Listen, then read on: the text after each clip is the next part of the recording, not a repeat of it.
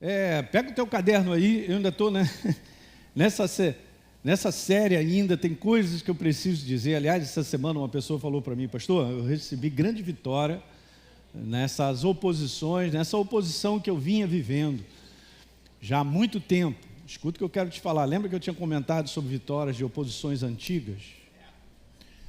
E essa pessoa, por vários anos, diante de uma situação que, cara, aquilo ali massacra e tal, e ela, essa semana, falou: o último inimigo foi derrotado, aleluia, estou livre. Então, e sabe que Deus, ele já tinha avisado ao povo de Israel, ouça isso que eu quero te falar, dizendo assim: eu não vou eliminar as nações de uma vez só, assim mesmo, mas aos pouquinhos, né? Gradativamente, elas vão sendo eliminadas e vocês vão tomando posse da terra. Então assim é a nossa jornada, sabe, gente? E muitas vezes a gente tem que conviver, que faz parte de um processo. Não só Deus está trabalhando a nosso favor, mas está trabalhando em nós. Ele trabalha fora, mas Ele trabalha dentro de mim e de você. Então isso é uma realidade. E você pode estar certo que é um ano que Deus vai eliminar para muitos essas oposições antigas. De repente é uma situação que já foi resolvida, mas gostei de ouvir esse testemunho. Então vamos embora seguir adiante. Lembrando um pouquinho da passagem e eu tinha falado sobre isso aí, que 2024 é um ano de oportunidades novas abertas. E eu me lembro que eu estava falando aqui de uma reunião, e eu estava até profetizando, falando sobre isso, que uma porta está aberta, mas muitas vezes ela é uma porta que a gente fala assim: caramba, pastor, essa porta é tão grande que eu não sei, eu não tenho coragem, né? Então às vezes vem uma oportunidade, uma situação para a tua vida, e você fica naquela sua limitação natural: mas será que eu serei capaz? E aí ela entendeu que o Espírito Santo estava abrindo isso e capacitaria ela, gente. Então saiba disso, que Deus, Ele te surpreende com aquilo que está acima, de repente, de você suportar, mas Ele te ajudará nisso aí, ok? Portas abertas, toma posse, portas abertas. E a outra é essa aí que eu tinha falado, a necessidade de um comprometimento. E não tem como Deus nos levar aonde Ele tem preparado se eu estou trilhando o meu caminho.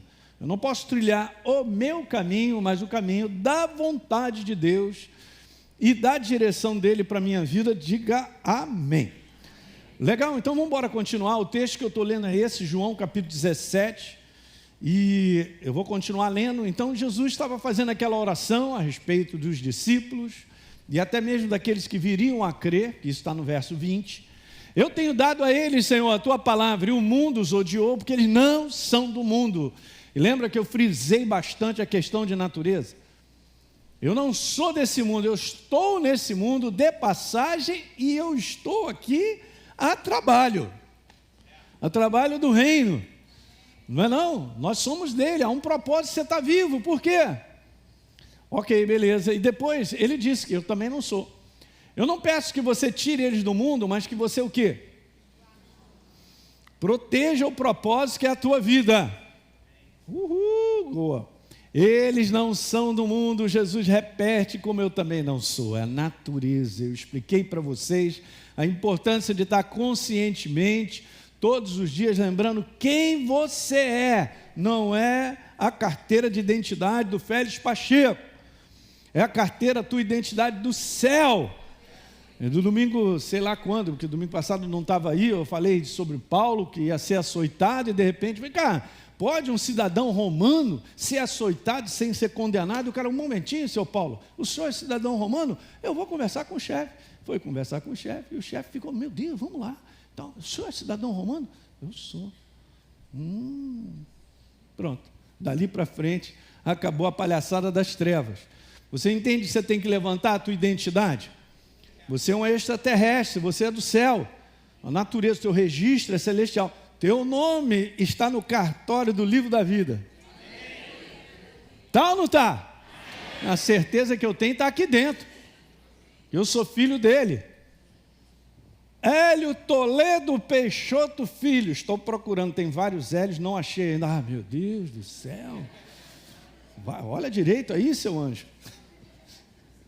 Ok.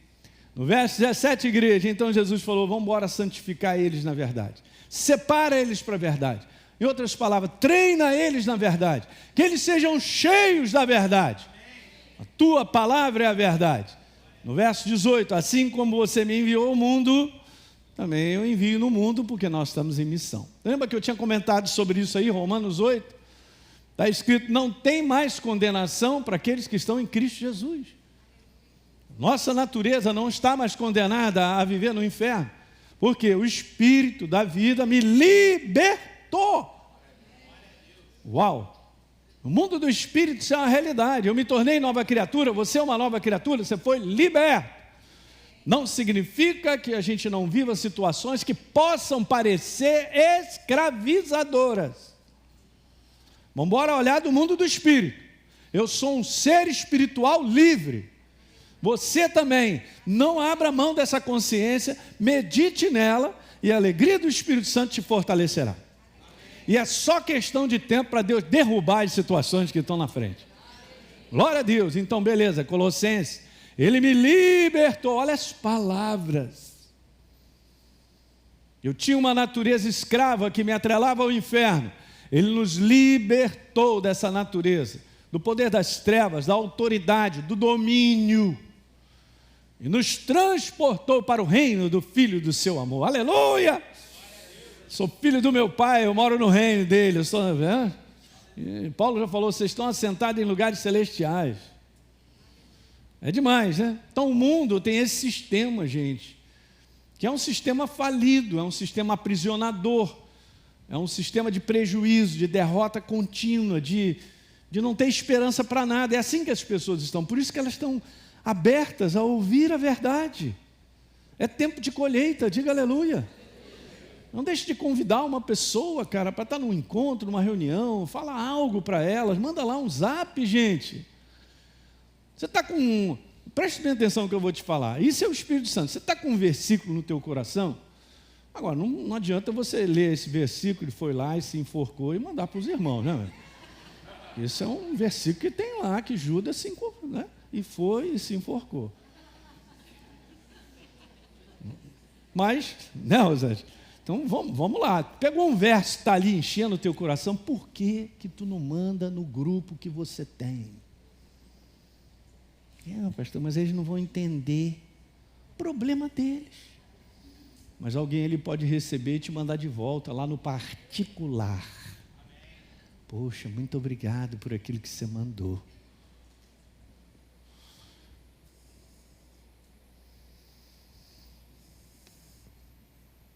Okay.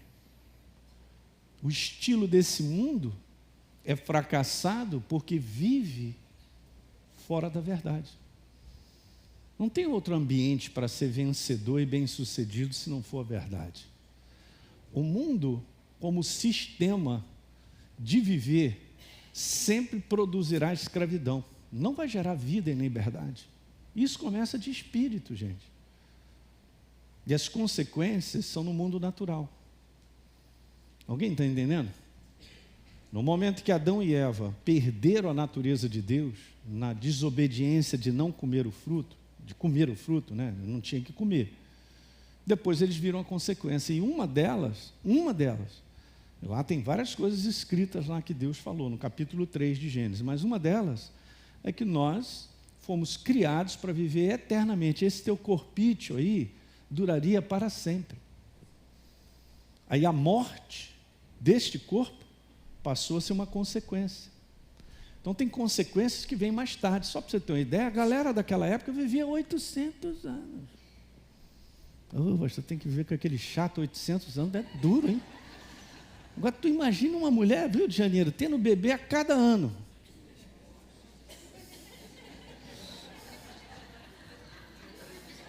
Mas, Rosângela, aí a mulher chega e diz, como é o nome daquela criança mesmo que eu não sei?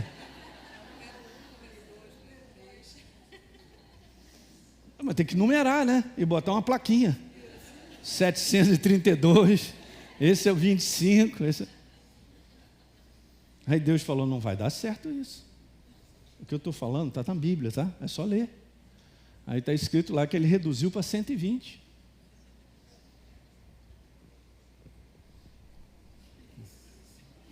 Sem mais nada a dizer. Você vê as consequências. Mas esse corpo aí, ele foi programado para viver para a eternidade.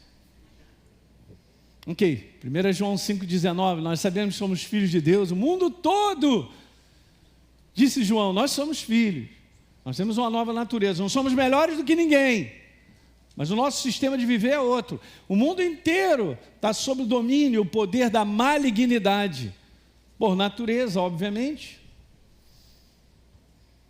Vamos fora. Deus, então, não depende do sistema do mundo para fazer valer a sua manifestação na nossa vida. É um sistema que existe, que domina, que governa e se manifesta no momento em que eu e você precisar, a despeito de como o mundo está. Não te faltará nada. Diga aleluia, é isso aí. Deus é o Deus do milagre, da provisão. Estava lendo João e eu estava vendo esse interessante que Jesus está na praia. Aí os discípulos tinham ido pescar, 7 deles. E estavam ali pescando e não repararam, segundo a Bíblia, mais ou menos uns 100 metros da praia. Não é tão longe assim. E não repararam que era Jesus. E de repente Jesus pergunta, aí, tem algum peixe aí? E tal. A gente poder aqui, ele já tinha acendido uma brasinha ali, um fogo e tal. Aí ele falou, não temos nada não. Aí ele falou, faz o seguinte então, não pegamos nada. Olha só, gente, não pegaram nada. Eles estavam eu fico meditando na simplicidade de coisas, me abençoa, gente, mas me abençoa muito. Porque veja, imagina essa cena. Eles tinham rodado para tudo quanto é lugar, não pegou nada, certo? Não pegamos nada hoje. Aonde eles estavam? Jesus pergunta e eles respondem, não pegamos nada. Aí Jesus, joga a rede do lado direito. Se joga a rede do lado esquerdo, talvez não desce. Mas foi do lado direito. Eu fiquei pensando sobre isso. Jesus ainda fala o lado. Jogou à direita. Gente, pegaram 153 grandes peixes. Que as redes deveriam ter sido rompidas, mas não romperam. Porque também está escrito isso. 153, roubá-los. Aí Jesus, pega um desse aí, vamos embora, bota na brasa e tal. E Jesus nem suou. Joga do lado direito. E não disse para eles assim, faz o seguinte, fica mais 2 horas aí, dá uma rodada de 3 quilômetros. Não, eu parei para pensar. Meu Deus, como é que o milagre está na minha porta? E eu não estou vendo ainda. Quando eu precisar, eu vou ver.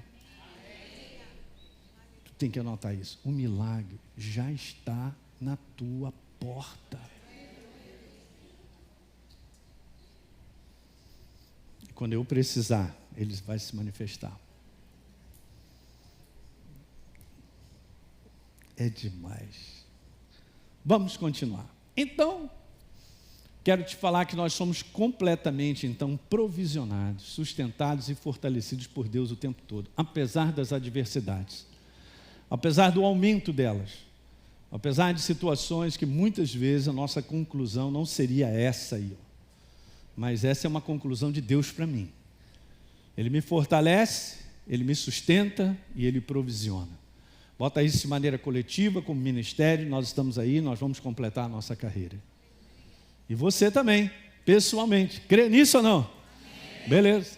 Então, eu queria agora, nesses dias que nós vivemos, de ameaças e oposições, mais 10 minutinhos eu queria falar um pouquinho sobre esse mundo falido em que a gente vive. 3 coisas para nós entendermos. 5, né? 5 coisas.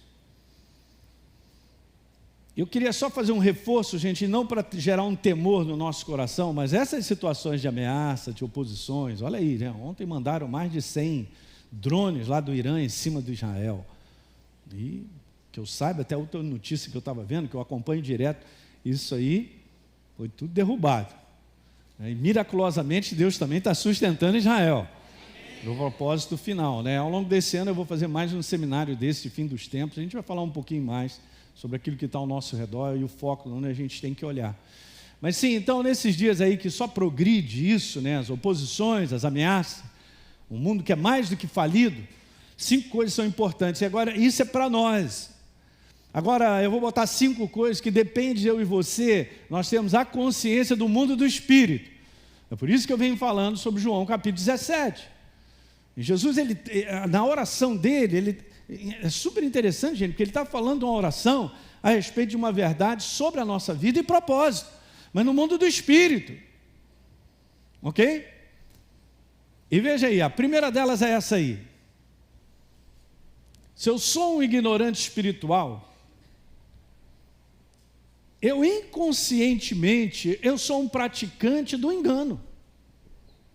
O que é um engano? É um pensamento que não é verdadeiro. Seja lá o que for, bonito, bacana, interessante, me atrai, faz sentido, é lógico, é racional, mas não é verdadeiro, não agarra esse pensamento. A igreja do fim é a igreja treinada a comparar os pensamentos que chegam com a verdade. Mas eu pergunto, estão se enchendo da verdade? E eu venho falando da maneira de nós nos enchermos. Porque isso é segurança para nós, gente. O que é segurança para mim? Eu dizer que eu não vou ser enganado? Tu está lascado. A segurança é o quanto eu estou cheio da verdade com a ação do Espírito Santo. Como confrontar, pergunto a nobres acadêmicos, como é que eu vou confrontar um pensamento errado meu, se eu não tenho a verdade instalada na minha vida? De um modo geral, a gente dá um sim àquilo que vem na nossa cabeça, porque faz sentido, é justificável.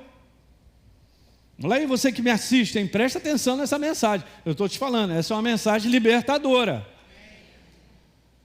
E a maior parte das pessoas tomam decisões naquilo que chega à conclusão na sua cabeça, que precisa fazer isso ou fazer aquilo outro. Como assim eu preciso fazer isso ou aquilo outro? Se a base da minha decisão não é um pensamento verdadeiro. Em 2 Coríntios, anote aí. Não, vamos ler também. 2 Coríntios, o apóstolo Paulo, no capítulo 10. Pastor, eu preciso saber mais a Bíblia. Deixa eu falar algo para vocês. Ó. Se você quer estar cheio da verdade, ouça o que eu quero te falar nessa manhã. É óbvio que eu e você temos que ser pacientes o suficiente para ler a Bíblia. Ler a Bíblia toda. Quantas vezes, pastor? Para a eternidade. Beleza. Mas eu te garanto, se você tiver fome e sede com a ação do Espírito Santo, em poucos dias não. Em poucos anos. Você tem uma plataforma de verdade que vai acionar lá um pom, pom, pom, pom. Já entendeu? Quando vem os pensamentos nucleares das trevas. Quem não prestou atenção no que eu falei?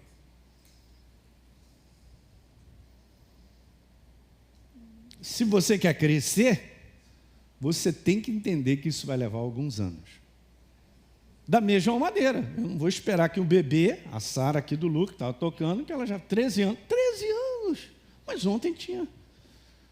Como assim? É um processo que é responsabilidade sua de crescer na verdade. Jesus foi categórico para dizer em Mateus 24, 4 vezes, cuidado para vocês não serem enganados. O engano vem na forma de pensamentos, de uma declaração de alguém, ou assiste ao tal. É uma voz inteligível, né? Inteligente. Você está prestando atenção, vem forma aquela frase todinha dentro de mim, de você. Ninguém me ama, eu sou um rejeitado. É mesmo? Cuidado, porque isso não é verdadeiro. Deus morreu por você, Ele te ama. Mas pastor, ninguém nesse mundo me ama. Esquece, cara, Ele te ama. Se valorizar e ficar consciente disso de maneira contínua e agradecer, Ele vai te encher, o Espírito Santo te enche e você ficará preenchido com toda a rejeição ao redor. Isso é fundamento de fé. Fé é isso, gente. Eu não posso esperar sentir que eu sou amado. Você não... Toma posse, rapaz. Ele morreu por você. Uau! Toma isso de maneira pessoal. Foi para a cruz no seu lugar. Mundo do Espírito. Para vencer. 2 Coríntios, então, quando Paulo diz lá assim, embora, verso 3, a gente ande de maneira natural, é isso que ele está falando, nessa carne ainda aqui no mundo, né? A gente não milita, ele fala de um confronto, ele usa uma palavra militar, é um combate, segundo a carne, porque as armas da nossa milícia não são carnais, grifa isso na tua Bíblia, mas elas são poderosas em Deus para o quê? Destruir fortalezas, pensamentos que são fortalezas, anulando o sofisma, todo pensamento destinado a fazer com que eu e você erramos, e toda altivez que se levanta contra o conhecimento de Deus. Agora esse detalhe, grifa aí, eu e você precisamos fazer prática disso, levando todo pensamento cativo à obediência da verdade. Ontem eu estava falando com os pastores, eu posso muito bem, por um pensamento ou por algo que acontecer na minha vida, ver esse sentimento, essa emoção negativa, e eu gostar daquele negócio e tal, deixa eu chorar. Não, você pode chorar, mas eu quero te falar que a alegria vem pela manhã. Se eu me posicionar, não, mas eu estou chorando, pastor, eu estou gostando, mas já estou há 10 dias, está piorando, porque eu só estou pensando naquilo. Sabe, o ódio aumenta no coração das pessoas se a gente recebe um primeiro pensamento de ódio a respeito de alguém. Se ficar pensando um mês sobre aquilo, está lascado, já enraizou.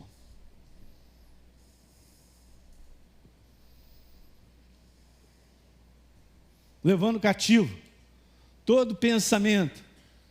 Pastor, mas eu gosto de sentir pena de mim mesmo. Você pode gostar, pode chorar, entrar na cachaça, mas o teu pensamento está errado. Não, o culpado não sou eu, não. Eu estou numa boa, mas fizeram isso comigo, pastor. Mas é justificável o pensamento. Para eu ficar lá num cantinho. É justificável ficar num cantinho, sentir pena de mim mesmo, autopiedade. É isso que está na Bíblia? Vai perder. E o Espírito Santo quietinho, só esperando eu e você nos levantarmos com a verdade para Ele agir. Primeiro é o nosso passo. Tiago capítulo 4 diz assim: se aproxima de Deus e Ele se aproximará. Então sou eu responsável, reparou aqui, para levar cativo o pensamento. Jesus não vai fazer isso. E muitas vezes eu estou pensando errado, eu estou ali naquele negócio, meu Deus, o que está? Fecha a cortina, não quero sair de casa, porque eu estou pensando errado. Ele não vai fazer nada, mas Jesus me ajuda. Aí eu pergunto, Jesus ajuda através da verdade. Eu e você temos nos enchido ao ponto de reconhecer que esse tipo de pensamento é negativo e está me quebrando. Se ninguém te ama, Ele te ama. Não está bom assim, não? Vou repetir. Se ninguém te ama, Ele te ama. Está bom? Mas a força da minha natureza humana, do que eu quero sentir, eu gosto. Meu mundo caiu, que me fez ficar assim. Mas isso é o mundo. Você sabe por que o mundo vive assim? Porque não tem a verdade para governar. Não tem a verdade dentro, não foi liberto. Mas Jesus falou, vocês não são desse mundo. Então eu sou do mundo do Espírito, da verdade. E nós devemos nos alimentar da verdade, trazendo cativo todo pensamento, a obediência. Alguém está entendendo que isso aqui não é uma opção? Isso é um comando. Então todo macho, macha, tem que... Ai, dessa lama ali, quer saber, vou escovar o dente, vou sair, Jesus me ama, aleluia. Aí vai no espelho, mas eu me sinto feio. Não, tu é bonito, aleluia, então vai. Não vai dar 20 minutos, o movimento do Espírito Santo, é isso aí, tu é bonitão, Deus está contigo, foi embora. Mas não pode deixar muito tempo, porque senão cria raízes, é mais difícil. Eu posso entrar numa condição de precisar até de medicação mesmo, e que é necessário em muitos casos, porque a pessoa foi para o outro lado do muro e não sabe voltar. Porque o que acontece com as trevas é assim, gente, quando um ataque é inicial e você reconhece, toma posse do reconhecimento, vem para a verdade e faz o combate. Por quê? Porque se eu começo a ser atacado com pensamentos e eu não entro com a verdade, daqui a pouco aquilo preenche, joga para fora a verdade, e o que eu sinto dentro de mim ganha espaço, fica grande, e eu não reconheço mais a verdade.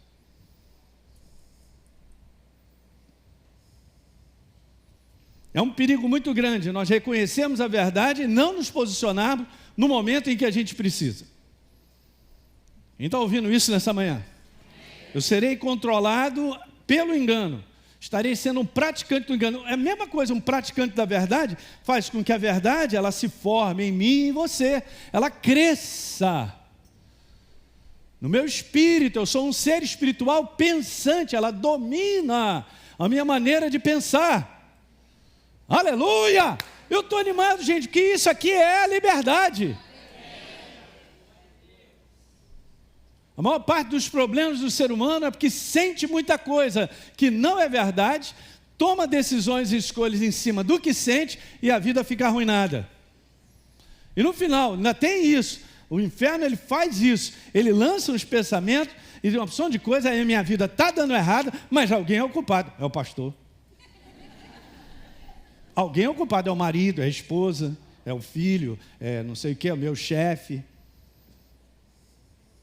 Eu estou te falando, essa manhã é libertadora.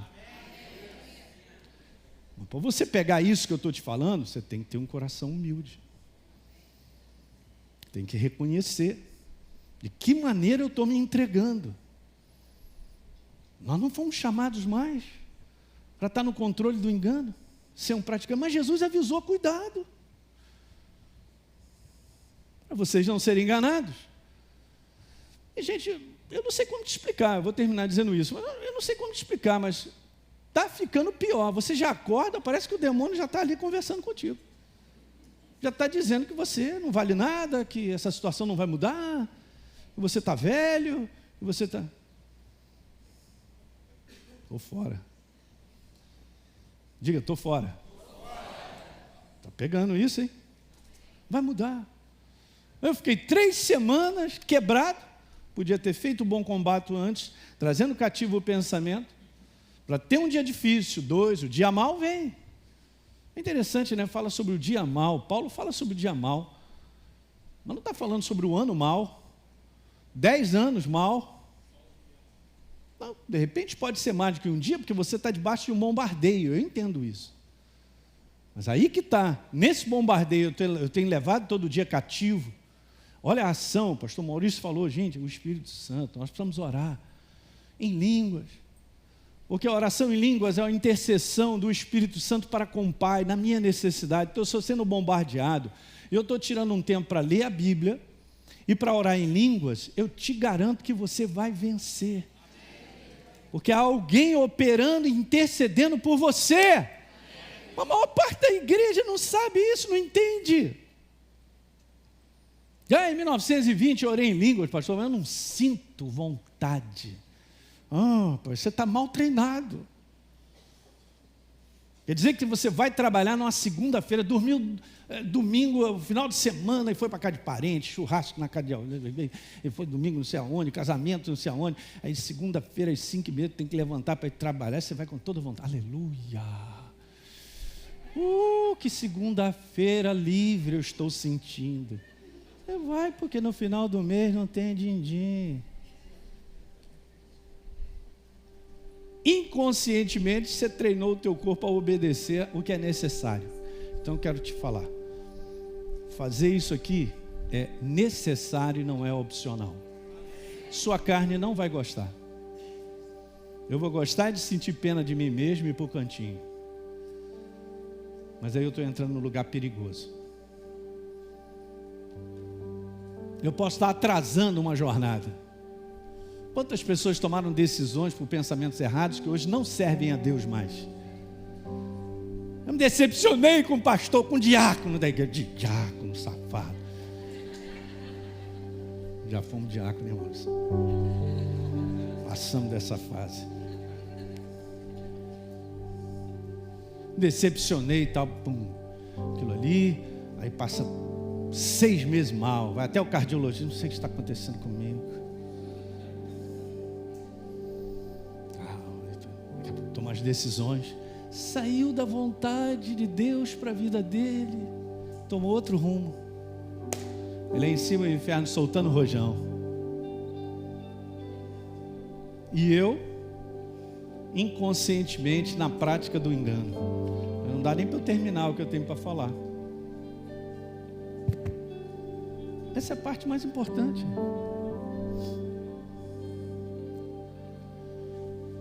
Não é opcional. É necessário. Você pode falar, mas pastor, eu vou chorar. Chora, mas faz o que tem que fazer. Toma pedrada e faz o que tem que fazer. Tomou pedrada? Perdoa. Vou repetir, tomou pedrada? Perdoa. Perdoa. Ora pelos seus inimigos, ora por aqueles que... Jesus já tinha falado, eles vão odiar vocês, odiaram a mim. Eu não posso pegar justificativas para viver aquilo que eu sinto, o que eu quero. Gente, eu vou me perder. E nós estamos vivendo esses dias entre viver, andar no caminho certo e completar a carreira, ou é a apostasia que está acontecendo, porque isso não é ensinado. Eu estou valorizando o meu sofrimento. Fizeram comigo, eu. Jesus aprendeu a obedecer pelas coisas que sofreu. E tendo sido aperfeiçoado, se tornou o autor da salvação eterna.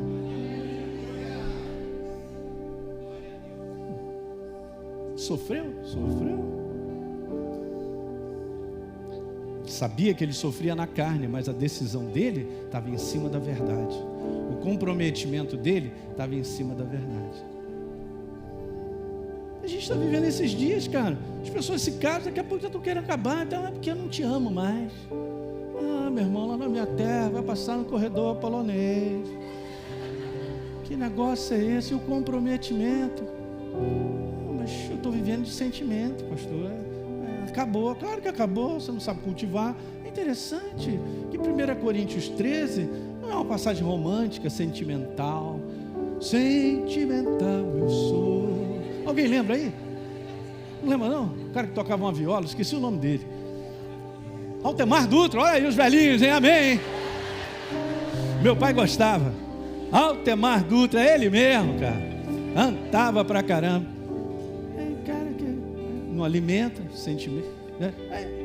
1 Coríntios, o amor não se ufana, não se soberbece, não se conduz inconveniente, ele é benigno, ele é passivo, ele tudo suporta, tudo crê, tudo sofre, tudo espera. Horrível, hein? Quero isso não. Sofrer? Não. Tem que crer? Não, também estou. Tem que sofrer? Estou fora. Porque ele está me fazendo sofrer, pastor Hélio.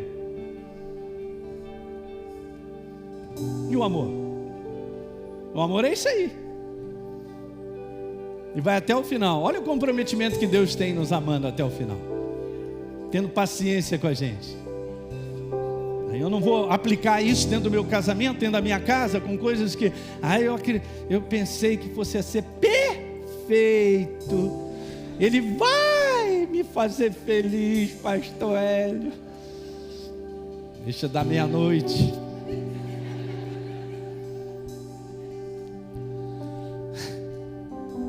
A gente é tão iludido por nós mesmos.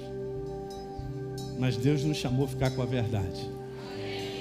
Aí nós vamos vencer. Amém, queridos? Bora ficar de pé.